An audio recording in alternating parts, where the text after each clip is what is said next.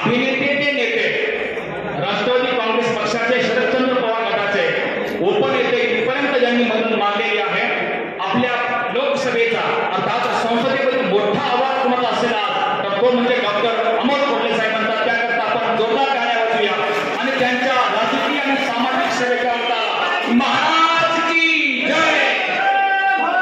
जय शिवाजी.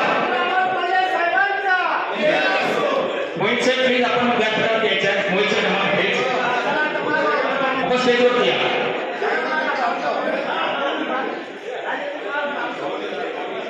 नागरी संस्था होतोय महाविकास